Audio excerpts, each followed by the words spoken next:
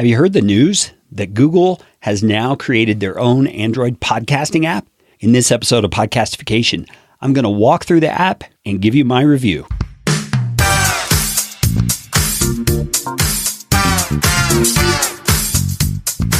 My name is Kerry Green, and I am the client happiness guy at podcastfasttrack.com, and this is Podcastification.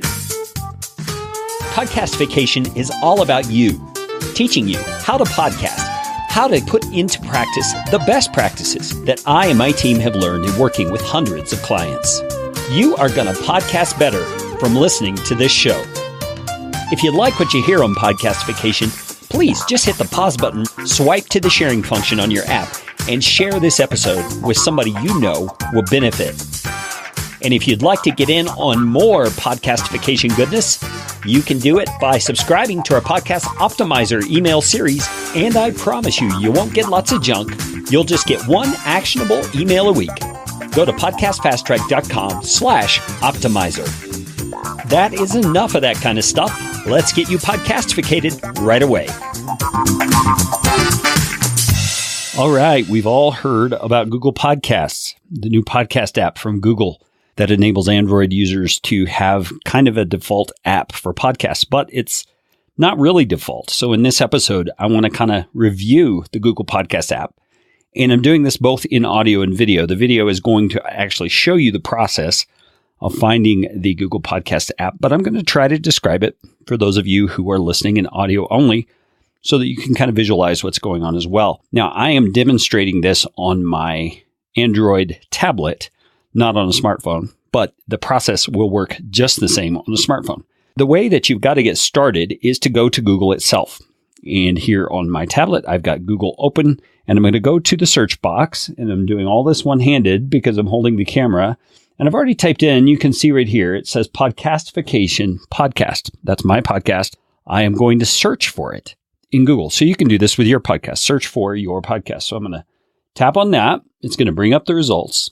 And what I'm looking for, you see here at the top, it's got my website link. The next one is podcastification.com, which is a domain I bought to go directly to my Libsyn account website page. The next one is kind of a duplicate of that. But then right below that, you see Apple iTunes. And below it, lo and behold, look, there's playable episodes. You see these. My most recent 3 basically are there. So you see just below it, it says more episodes. Now, before we go there, let's stop for a second. And what if you do this and your show is not there? You don't see these little playable buttons for these episodes. That means that for whatever reason, Google Podcast has been unable to find your show. Now, there is a page that describes exactly what you've got to do on your website in order to make your show findable for Google Podcasts. And I will link to that in the show notes for this episode, which if you're listening on an Android device or an Apple device, you should be able to swipe to the description for this episode and find that link there.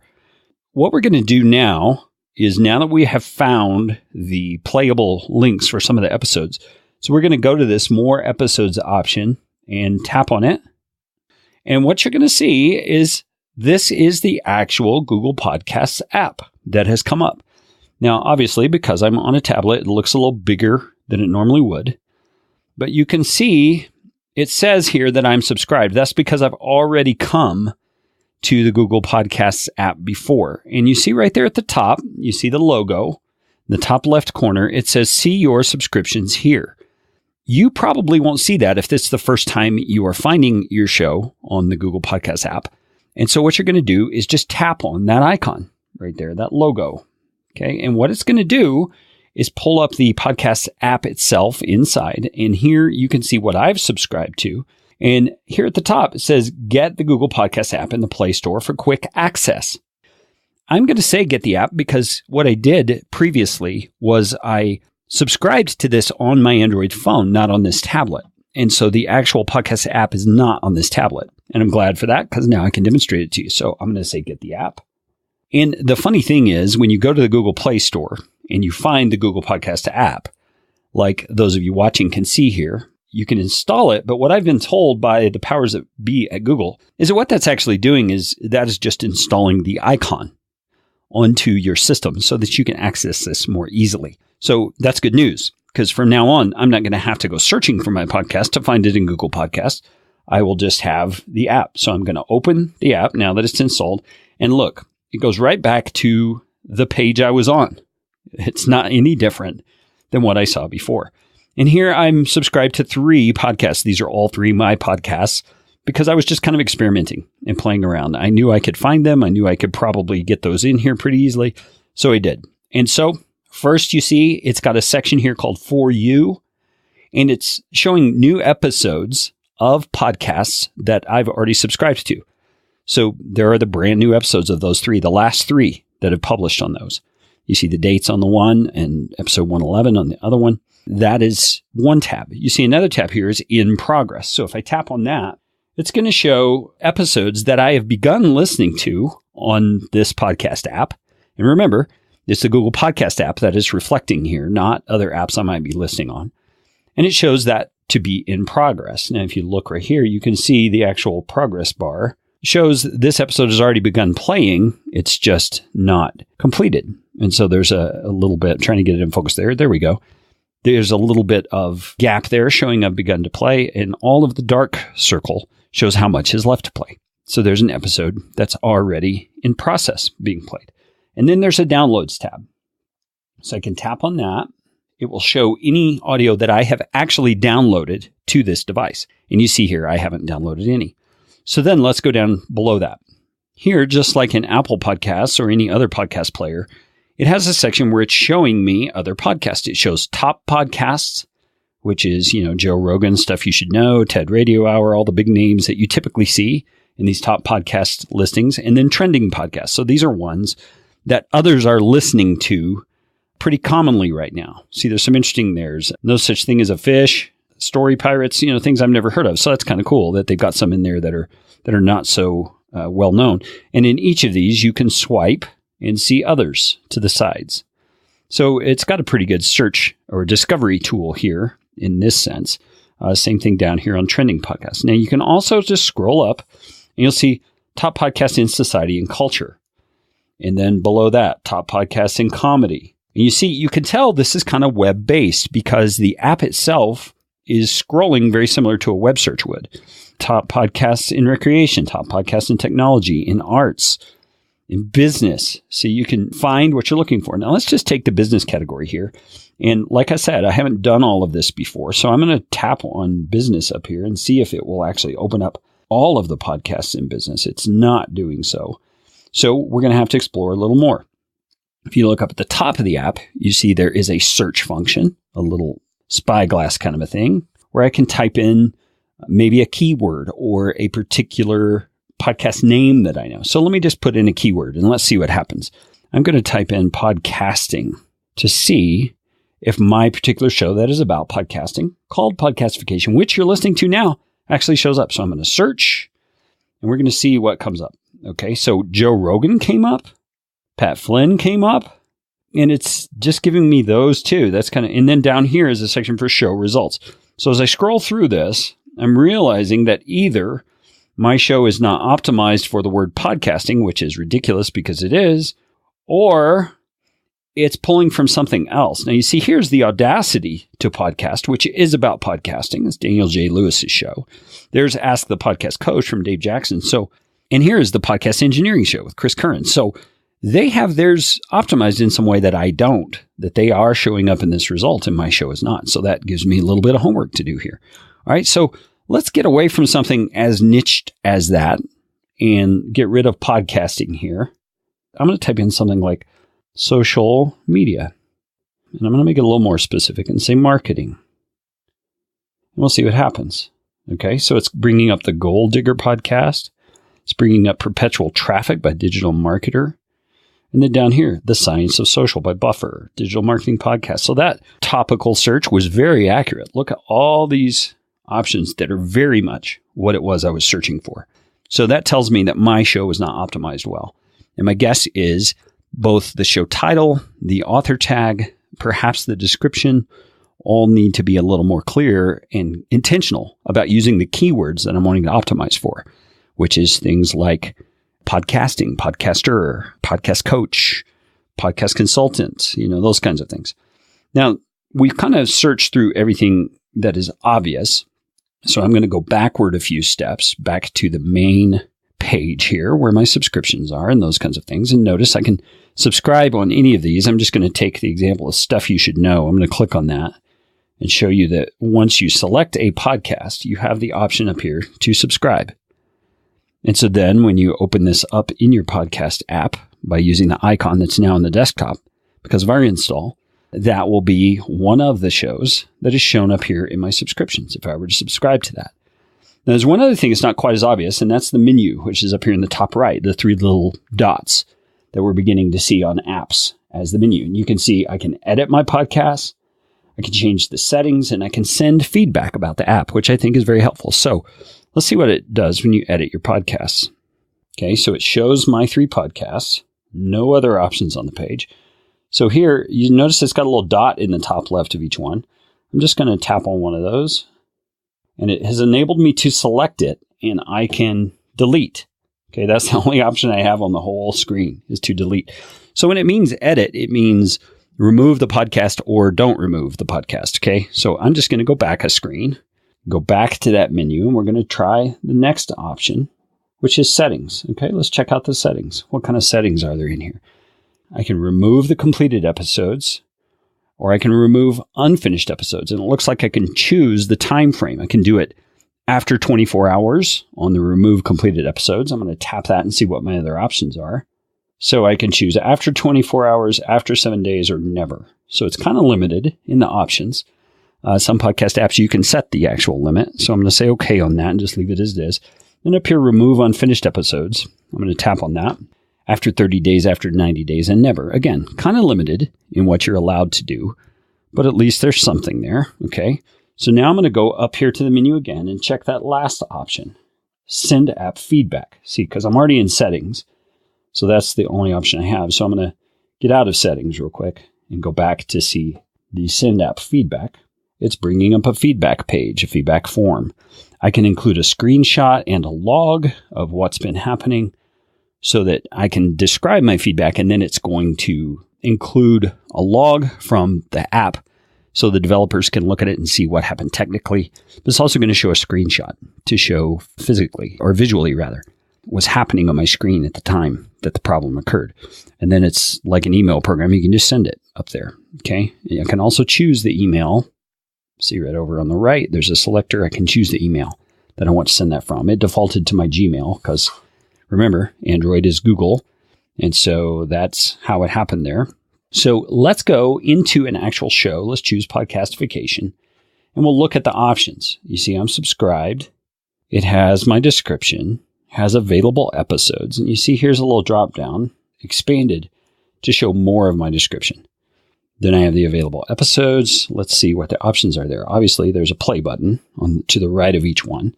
What if I tap on one? What's it going to do? Okay, so when I tap on it, it's going to show me the title, give me a big play button, also gives me a download button and another menu right next to the download. Let's see what it has in it. Okay, the only option is to mark things as played. Okay, so I could do that. And then it's got my show notes. It's got a description. It's got a video, and links are live in this. Now, my timestamps are not live like happens on some podcast apps. I'm wondering if that's because I have bullet points or little asterisks before them. I wonder if the asterisks were gone. Would those timestamps be active? That's a very interesting thing to consider. Then down here, it's got my address, just like I put in. I can scroll up to see more. I include subscription options in my podcastification thing and see these in my show notes. The on Android, Apple Podcasts, Google Podcasts, those are all links in my show notes, but they're not links here. That's very interesting that for some reason the Google Podcast thing stripped out the links. And then I can go up to Derek's info, and it's not letting me scroll anymore. It looks like, yeah, just that my keyboard was in the way. Derek's info, so it's showing his website. See, here Tech Waffles was a link in the resources I provided, but it's not showing the link here. So for some reason, it looks like it only shows links that have the .com or .us or HTTP on them. So they're what you would call actual links not the kind of links where you highlight a word and embed the link behind the word. That is good to know. See here, Clean Feed and Zencastr are also things that I linked by highlighting the word and putting the link behind the word just to make it look more clean and more nice. But if you're considering how it's going to look in the Google Podcast app, you obviously need to make sure that you're putting the actual link, not putting it behind a word like that. This is just really interesting to see all this. I also noticed that the formatting is off just a little bit here where it says Derek's info, that the divider line should not have been right next to that. So my formatting is off just a little bit in the app. I'm going to play an episode. We're going to see what that does. So in my ongoing quest to find the best way to record distance conversations, I'm speaking today with Derek Pando from Zoom.us. Okay, and so you see down here at the bottom, when I start playing an episode, it shows up. It's kind of scrolling the title, the full title, has a play button to the side and a pause button to the side. So that's really nice. Now I'm curious about the menu. Is it going to change any when I'm in the episode thing here? Nope, just says settings and feedback. So that is generally it. Now, all of this shows me that there are some functions missing from this. And the Google team has admitted this is not a complete app. This is the first version, so they're adding things. But some of the things that would be helpful, play at speed. So in other words, being able to change the speed at which it plays back. The skip forward and skip backward buttons. Let me tap on the actual episode down here and see. Okay, so when I tap on the episode at the bottom, it does show the actual progress bar and a skip forward 10 and skip backward 30. And look here, I was just talking about play at speed. I can change the rate at which it plays. So I can change it from 1 to 1.8, 2.8. I can go all the way up to 3 times speed if I want to. Now that's pretty cool. I can also tap a trim silence button here to cause it to abbreviate areas where there is silence. And it looks like that is applicable to this episode for sure. I'm wondering about other episodes. So if I got out of this episode, I'm going to choose 109 here and see if those settings stay default for that episode as well. Yeah, see, everything stayed the same. The 1.6 speed is still there and the trim silence is there. So it looks like once you set those settings, it applies to all of your episodes. I'm curious here, if I tap this little menu next to the title, it opens the description. That's what it does. See up here with the play button and all that kind of stuff. So some of the things I was feeling were not available actually are available. Google Podcasts. Is this an app that is worthwhile? Well, I think so. I think it's probably at a point where the Google team is figuring out some of the details about how to make it a truly native app, meaning where the actual icon is available on your Android device when you purchase it. See, I'm going back to my home screen here to see where the Google Podcasts icon has shown up. Looks like it did not show up on my screen. I'm probably going to have to go into apps and find it. Yeah, see, there it is. I would have to go to my apps and move it to my screen, just like that. And so now it's available. I could use it on this device just by tapping the icon. Tap, and it opens it. So you can see it's not truly native in the sense that it's obvious that it's there. You have to do a little work to get it on your device in a way that's obvious and functional. But I think as more people see videos like this or listen to episodes like this, and as more people just become aware of podcasting, the Google Podcast app is going to be one of the options that people turn to just because it's already on their device. They just have to figure out how to use it. Now, my hope, and I spoke with one of the guys who's behind this development from Google when I was at Podcast Movement. I asked him, why not just make the icon native on the home screen, like the Apple Podcast icon? And he said, part of the struggle there is that Android is kind of an open source thing where many people can work on it. And they're not only dealing with just their own proprietary equipment in terms of hardware, they're dealing with a lot of different manufacturers like Samsung and Android and Motorola, IKEA. They're dealing with different manufacturers. And those manufacturers may or may not agree easily to having that icon as part of their default operating system. They may have their own podcast app that they want to have as the default. So I'm sure the Google team is, so to speak, in negotiations with those manufacturers, trying to figure out a way to make this default. And I can't see that being anything but a win for everybody involved, because they are going to be able to increase the use of their devices and increase the use of podcasting in general, which is going to make the whole industry go bigger. That's my quick review of the Google Podcast app. What do I think? I think it's pretty cool. I think it works pretty well for what it is. There's a lot of functionality like choosing specifics on episodes and things like that I'm sure they're going to improve on over time. But overall, I think it is a very admirable, very workable first step for a podcasting app for Android devices that is default on the device. I just want to see it become truly default. Hello. So that is it. That's my review of the Google Podcast app. I am very curious to know what you think about Google Podcast app. Have you spent time using it? Have you played around with it, all you Android users? This was really my first time to really take a deep dive into it. And I felt like it's actually a pretty admirable attempt at a good podcasting app. I just want to see it become default on the device where it's obvious that it's there. If you'd like to chat about this, there's two ways you can do that. First of all, is to follow the hashtag podcastification on Twitter, on Facebook, on LinkedIn, anywhere. Search that hashtag and you will find the conversations having to do with this podcast. But a better way, a way in which you and I can connect on a really personal level, is for you to join the Podcastification Facebook group. And it's not really called the Podcastification Facebook group. It's called something like Podcast Best Practices. I forget what I named it, but you can find it at podcastfasttrack.com/Facebook group. That's all the time I have for today. You know what time it is. It's time for you to go out and make it a podcastificating day. This show is brought to you by Podcast Fast Track, where my team provides professional podcasting services without the time suck.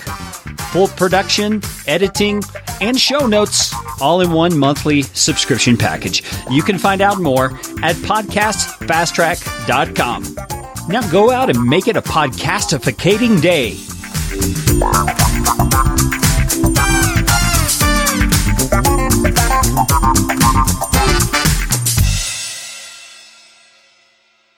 Audio editing and show notes by podcastfasttrack.com. Get 15% off your first month by mentioning this show.